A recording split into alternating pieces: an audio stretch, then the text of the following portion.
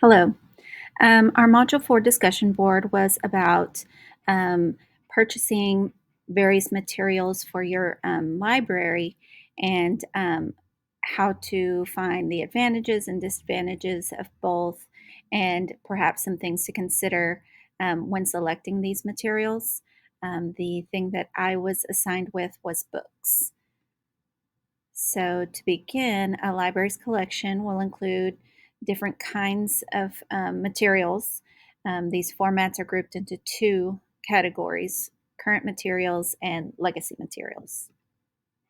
So, books are considered current materials, and most libraries contain more books than any other format.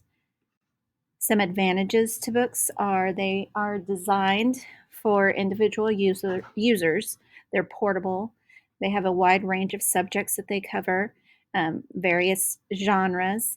They're fairly inexpensive, and no equipment is required. Some disadvantages would be viewing for larger groups can be difficult.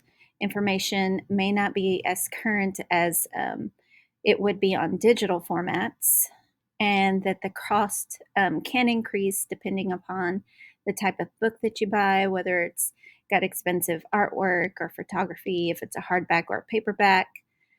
So, those are just a few disadvantages.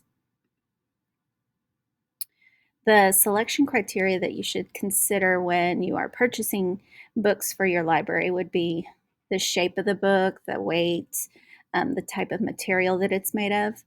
If you have younger children, then you may want something that's a little more sturdy, um, a little lightweight, and it may vary in shape.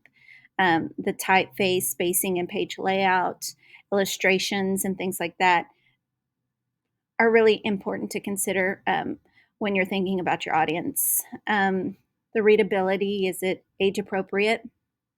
Um, will they be able to comprehend what they are actually reading in the book? And content, are they mature enough for what is actually in the book? Some implications for collection development, as I just stated, reading and maturity level, a hardback versus paperback. Again, the cost can go up if you buy a hardback book versus a paperback book. And then, of course, special populations. Do you have children that speak other languages? Do you need them in Spanish or another language? And then any other special requirements like large print. Some copyright considerations. So, copyright law defines print materials as books, periodicals, pamphlets, newspapers, and other similar items. A single copy of a chapter book, um, a short story, an essay, a poem, a chart, a graph, a diagram, or a cartoon can be used when you're teaching, just a single copy. However, if you're wanting to um, copy multiple things or make multiple copies, you're limited to specific guidelines. For example, poems with less than 250 words that are no more than 2 pages.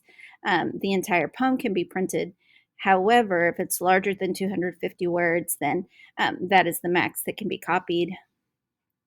Articles, stories, essays can be copied in their entirety if they are less than 2,500 words, and other prose are limited to 1,000 words or 10% of the whole. Anthologies, compilations, and collections are strictly prohibited. I got my information from our text, the Collection Programs in Schools, Concepts and Practices, 7th edition from Libraries Unlimited.